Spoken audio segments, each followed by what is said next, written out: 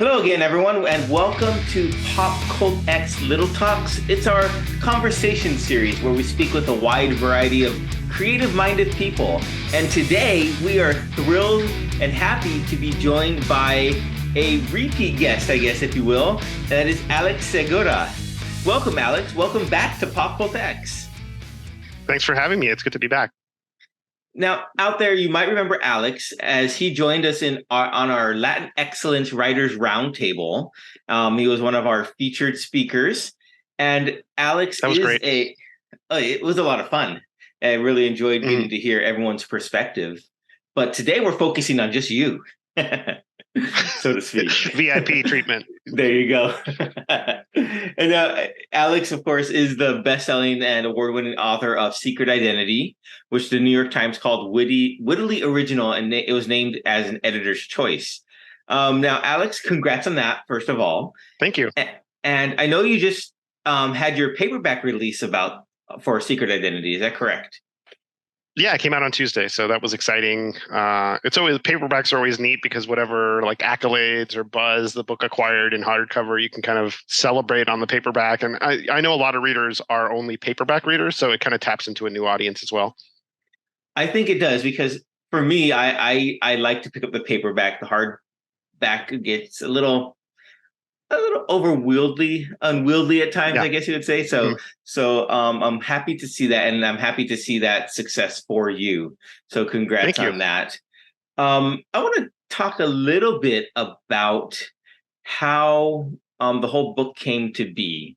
So if you don't mind, for those of our audience who don't know who you are yet, or that book, they haven't picked up Secret Identity, which they will by the end of this talk, I'm hoping.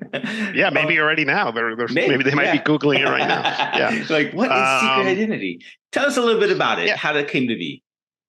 There's the long form origin story, and then there's the more immediate kind of publishing origin story. But for me, the idea of writing a novel with comic book elements in it came when I was in college. I was reading Michael Chabon's Cavalier and Clay, which is a fantastic literary novel about the golden age of comics around the World War II era. And it follows two characters who create a superhero, and it becomes the escapist who becomes this huge success. And while reading that novel, I was like, wow, I would love to read those comic books, having grown up as a comic book reader and a mystery reader and not just, a very voracious reader of anything, really. And the comic reader in me was like, it would have been so cool if the pages from The Escapist were woven into the book. And eventually they did do it as like a separate product. But that idea always stuck with me as something interesting to do. So flash forward, I guess, to around 2019, and I had just finished up my Pete Fernandez series of novels, which was a PI series based following a recovering alcoholic detective in my hometown of Miami. And I knew I wanted to do a standalone, which is really a novel that just kind of everything happens in that one book as opposed to a series. And my favorite kind of standalones, my favorite kind of noir novels are the books that transport you somewhere else, that take you to another industry, to another place, to another little kind of nook and cranny in our pop culture world, where people who are fans of that can enjoy it, but also can bring in people who aren't fans. And I felt comic books were such an interesting industry to like analyze. And I think a lot of people are aware of comics and the characters just because it's all over pop culture now. And so I wanted to showcase a period in comics when that wasn't the case, when it was a very niche and hobby. And so those were the broad strokes. And then the idea really clicked with me of having the murder or the mystery hinge on the creation of a character. So that really opened the door for Carmen, the protagonist, to walk in and kind of become the star. Basically, what happens is she moves. It's 1975. She moves from her hometown in Miami to New York to pursue her dream to work in comics. And she gets an entry-level secretarial job at this third-rate publisher called Triumph. And she does it because she wants to write. She doesn't do it because she has a passion for that work. She wants to use that as a foot in the door. But her boss basically tells her it's not going to happen. I've got other people to keep, and So she co-creates this new character with a colleague from work called the Lynx, the legendary Lynx, in secret. He gets the credit, but she hopes that eventually it'll have so much success that her colleague will say, "Look, and Carmen helped me do it." But then he turns in all the scripts with only his name, and then he is murdered. And so while the book does continue to become a success, no one has any idea that Carmen is involved or that she had anything to do with it. And so she has to basically solve this crime to not only help her friend, who kind of did her wrong, by not giving her the proper credit, but still her friend, and to reclaim this character, because the character means a lot to her. It's like one of those things, if as a creative person you have these ideas and then you almost choose when you let them out, and she really had these ideas for this superhero character, and she brought them out for this opportunity. And so interspersed in the prose novel are comic book excerpts from the Lynx. So you're reading the novel, and then you get to read like sequences from the Lynx comic that Carmen created, or at least had a hand in creating. That's really cool. I've read about half of it, and then my library had to return it. But now that paperback's out, I'm going to go buy it, of course. Yeah. So No, I mean, support however people read. I'm happy. Libraries, indie bookstores are important, hugely important. But yeah, very cool. So you said comic books played a big role in forming your pop culture. You read a lot of them. I'm curious. When you're writing, because you've also written a lot of comic books. I've looked at your website, alexsegura.com, and I've seen your bibliography, so to speak, all the books you've written, all the comics you've written. How hard is it, or I guess not harder, but which is your preferred medium, comics or prose? I mean, and how do you dive into those mindsets of writing each of those? That's a good question. I don't think I prefer one over the other. I think it really just depends on what I want out of the project. With something like a novel, maybe Secret Identity is not the best example because there was some level of collaboration with Sandy Jarrell, who did the amazing art sequences. But novels are very much you're in control top to bottom. Yeah. You come up with the plot, the characters, you're the director, you're the screenwriter, you're the costume designer, the producer. It's all you. There's obviously going to be editors and agents and other people involved, but they deal with the finished product mainly. Whereas with comics, it's almost like being in a band. You do your part, true. Somebody else does their part, and hopefully, the cumulative whole is great. And so when I have an idea, I'm like, do I want this to be something I share, like something that I collaborate with someone on, or is it very much something that is my vision that I need to have oversight over? And also, like, novels are just a marathon. Like that's you're talking about. It's really got to be an idea you know that you could live with for like 6 to 8 months while you're writing. Whereas a comic, I mean, it just happens much faster. Like I can write a script in a couple weeks if I know the plot and I'm just kind of cranking on it. Whereas with a novel, I'm a pretty fast writer, but it's still going to take me at least 6 months to get a functional like novel length draft. And so I have to really love the idea. Like I joke with some writer friends. I'm like, if I'm not obsessed with something, it's probably not going to be a novel. Like it's got to be something that I'm thinking about all the time. And so, like for my new book, which is I'm calling it a spiritual sequel to Secret Identity. It's not like a direct sequel, but it's in the same world. I'm just thinking about it all the time. I think about it when I'm taking a walk. I think about it when I'm doing something else. Like I make playlists. I do vision boards. Like it kind of becomes this all-consuming thing. And I don't think I could write a novel if that wasn't happening to some degree. Right. That was going to be my next question, because I saw that you are working on your follow-up, so to speak, to that. So you are creating your Segura-verse, I guess, as you will. But you also do have another young adult novel coming out, which is Araña and Spider-Man 2099 Dark Tomorrow, which is exciting. And I got to read a little bit of that thanks to you. Oh, awesome. So it is interesting. I am enjoying it.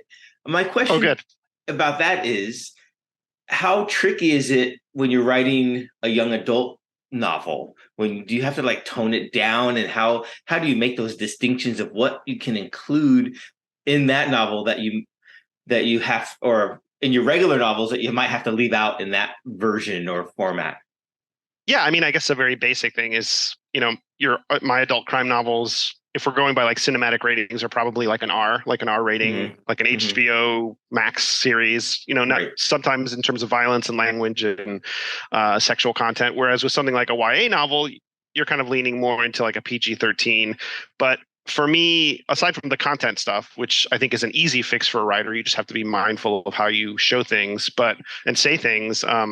From an emotional perspective, I think YA is more about the emotional journey of the character. It's a much sharper journey, whereas with something like Secret Identity, when we meet Carmen, that's Carmen. That's kind of who she is. Like she's going to change. Yeah. Things are going to happen to her, and she's going to change. But at the end of the story, she's still very much the adult version that we met. She's just gone through an experience that has changed her somewhat.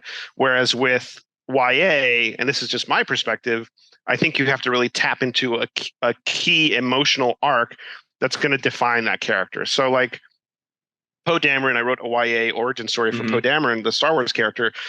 And what you want is that when you start reading Poe, the book, you say, oh, that is Poe, but he's different. He hasn't really become Poe Dameron yet, but by the end of the book, you're like, oh, this is the experience that defined him, or one of the experiences that defined him. And so for something like Araña and Spidey 2099, like Spider-Man 2099 is again very established and he is who he is, but we're seeing both of those characters at very different points. Like Araña is just starting out as a hero. She has no mentorship. She's trying to find her way through this like very terrifying new life. Yeah. And on the flip side, you have Miguel, who is a very jaded and kind of frustrated superhero that to the point where he's almost like done being a superhero. So like what can these two people learn from each other? And can Miguel have his love for being Spider-Man reignited by working with Araña? And can she learn from this veteran superhero like tools of the trade to survive? While saving the universe, so that was the fun of it, like showing that emotional arc, but also having a lot of the big plot stuff happening and using a lot of, stuff in the Spider-Verse and different characters that I grew up, like I vividly remember getting that first issue of Spider-Man 2099, just because it felt so cool to see a Latino Spider-Man. I was like, wow, that's wild, because I think people forget like how uncommon that was, like, especially like 1992. It just didn't feel like it was possible. And then to see that was a thrill. And so now to get the chance to write him and also Araña, who was such a key part of that. These are like the two, I think, most important Latinx spider heroes. That was going to be my next question. How thrilling was that for you to write those two characters, being with your upbringing in the community, in the Latinx community or Latino community? How thrilling was that for you to be able to shape and guide these two characters on their journey? It was cool. I mean, it was amazing. It was truly a privilege and an honor. And it was just, it was fun from a fan perspective because I love those characters as a fan, but also culturally, it was exciting because they're such important characters to the Latinx community. And, we are not a monolith. Latinx culture is diverse in and of itself. I think a lot of times people just assume that it's like this default setting, and it's not. But these two characters are so recognizable and part of such an important pop culture mythos, like Spider-Man, the Spider-Verse, all these characters that, it felt cool to have them team up, because I don't think that's really happened much, or at least in a singular way where it's like a meaningful team up. And I felt like they could learn a lot from each other, and it made for a really heartwarming story in an unexpected way. Like you have the big action pieces and the adventure and the teen angst, but I think by the end of the story, without spoiling anything, you come away with their relationship really redefined. Yeah, that's really cool. I'm looking forward to finishing that. So I hope you're enjoying it. Thanks for reading. I am reading. I am reading. Of course, I am enjoying it. Oh, good. Yeah. I want to talk a little bit, shifting gears just slightly to, I think, which is an exciting field that is really starting to blow up. And that is basically the fiction podcast, if you will. So you have, you're the executive producer, creator, writer of Lethal Lit, a Tig Torres mystery. Tell us a little bit about that. Yeah, in 2018, this production company called EEP reached out to me and said that they had this deal with iHeart, which is a huge radio company and podcasting company, and they wanted to put together a fiction mystery crime podcast. And so we kind of put our heads together. And my big vibe was, like, can we blend something like, elements of Buffy, elements of like teen dramas like Gossip Girl and 90210, along with something like Twin Peaks, this fictional town with a deep, complicated history, and then also feed into, I think in 2018, probably more so than today, true crime podcasts were kind of really beginning their climb into, it was in the post serial world. And so all those elements came together, and we came up with the idea of doing, of having it be around this killer who murdered his victims using literary motifs. So the idea, the victims were murdered based on, classics like, I'm blank, like Dracula, or things that you would read in your English history, English classes in high school. And so, then we brought in Monica Gallagher, who is a fantastic writer and comic book artist, and she co-wrote the season with me. And so that was season 1, and that was amazing, a really fun experience. And it's been cool to see those characters kind of continue on. I think they did another season, and there's been some Scholastic novels. So that's cool.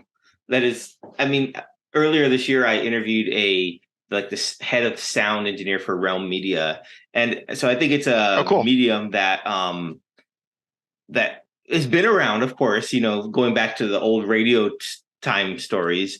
But I think it's something that has a larger, is going to make a bigger impact in the future. I really do. So I don't know if you plan on doing any more of that, but if you are.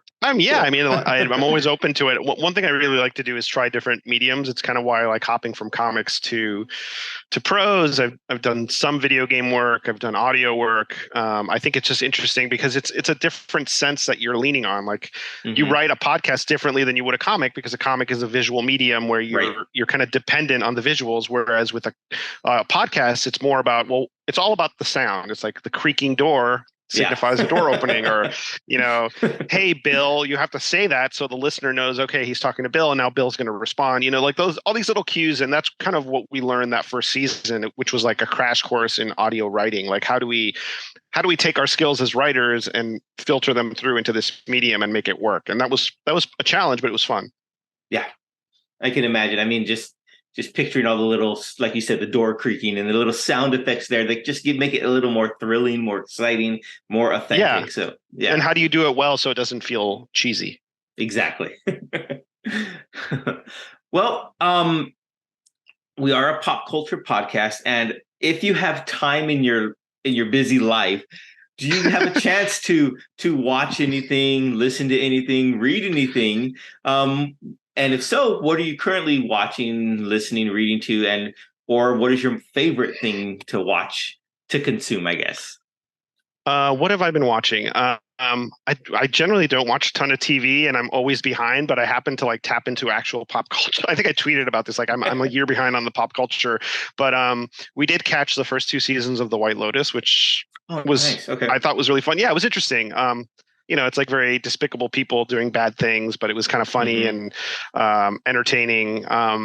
In terms of books, I'm researching my next novel, so I'm reading a lot of nonfiction. I'm reading a lot of books about Miami in the 80s during the whole Cocaine Cowboys era and crime and things like that. So the 2 books I've read are The Year of Dangerous Days by Nicholas Garnett, I think it's his name. And he, it's about 1980 in Miami, and it's about stuff like the Mariel boat lift, the McDuffie riots, which were related to the police killing of Arthur McDuffie.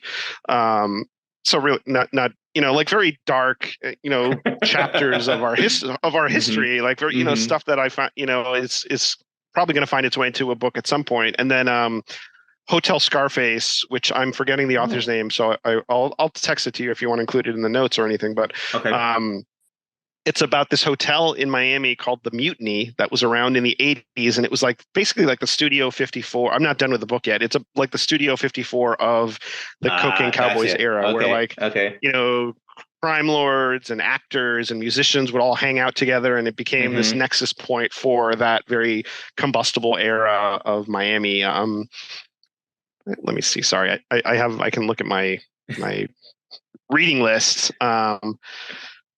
And I read a ton of comics. I read new stuff, and also rereading older runs. Like I'm rereading the Roy Thomas, Neil Adams X-Men run with my kids, and very cool. Yeah, and Human Target by Greg Smallwood and Tom King is really good. Yeah, and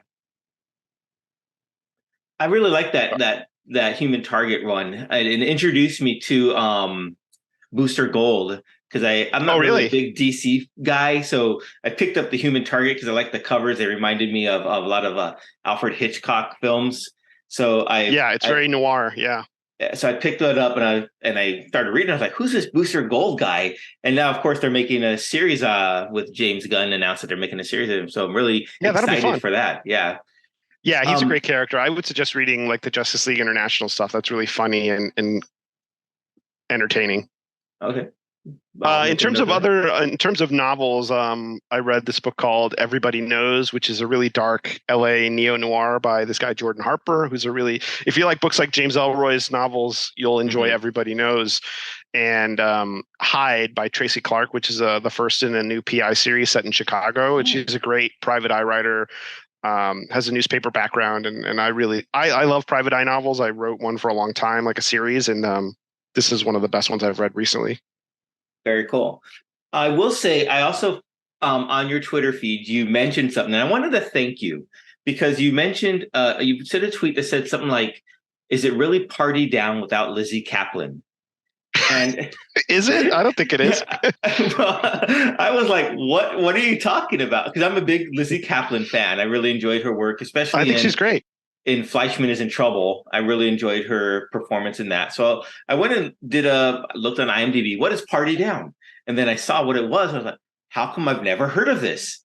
So, you'll love it. I think you'll love it. Yeah. Oh yeah, I did. I binged both seasons of it already. And it was fantastic. The cast was great. So I wanted to thank you for introducing me to that show. Oh, I feel like I've blessed you. Yeah, it's such a great show. So funny. That's the thing. Like I love those first two seasons. And so when they announced the reunion, I was like, oh, cool. Like everyone's still pretty young. It's not one of those like reunions where they're just doing it just to do it. Like I felt like it could be something vibrant, but she felt like such a key part of the show. So, I mean, I'll still check it out in my limited time, but maybe she's will be in there. I don't know. They brought maybe in the last episode. Who knows? Hopefully. I feel like we live in a world where all that stuff is already out there. So there's no surprises. So I feel like we would have heard, but I hope so. I hope to be surprised. I like to be surprised.